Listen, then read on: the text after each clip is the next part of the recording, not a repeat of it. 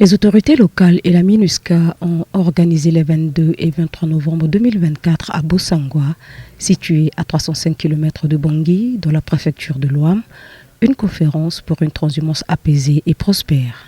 Ces assises visent à coordonner les efforts des autorités et des différents acteurs de la transhumance afin de favoriser une gestion plus harmonieuse et durable des déplacements saisonniers du bétail dans la région, tout en renforçant la coopération transfrontalière. Nous fondons un grand espoir sur la réussite de cette conférence qui, pour la MINUSCA, constitue un pas très significatif. Ça sera le début d'un processus pour repositionner l'élevage et la transhumance comme facteurs de coexistence pacifique, de stabilisation et de développement économique, notamment dans les espaces frontaliers. Barthélémy Willican, gouverneur de Yaddé, s'est réjoui de la tenue de cette conférence ainsi que de la participation active de tous les acteurs présents.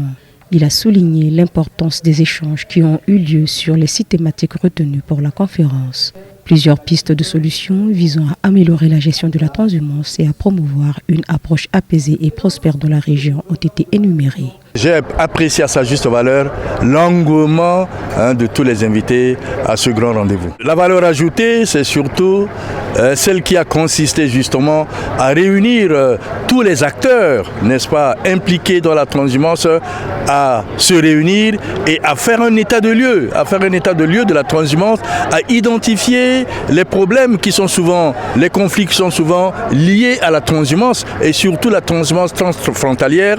Et je crois que là, c'est déjà une valeur ajoutée, n'est-ce pas, pour une transhumance apaisée. Cette initiative contribue à consolider la paix et la cohésion sociale et à gérer les conflits entre les transhumants et les agriculteurs de manière pacifique. Ensemble avec tous les participants, les autorités, les amis du Tchad, il y a les comités de paix qui sont déjà en place, qu'on doit les redynamiser. On a dit qu'il faut créer une force commune pour essayer de protéger la transhumance. On a aussi on a aussi mis en place des règles pour le respect du couloir des transhumances et le respect des parcelles agricoles. Beltoum, membre de la délégation venue du Tchad, a exprimé la volonté de ses pairs de participer activement à l'initiative et a souligné leur engagement à transmettre les enseignements tirés de cette rencontre au sein de leur communauté afin de renforcer la coopération transfrontalière et d'encourager une gestion plus harmonieuse de la transhumance entre la République centrafricaine et le Tchad. On a appris beaucoup de choses sur les transhumances de cette année.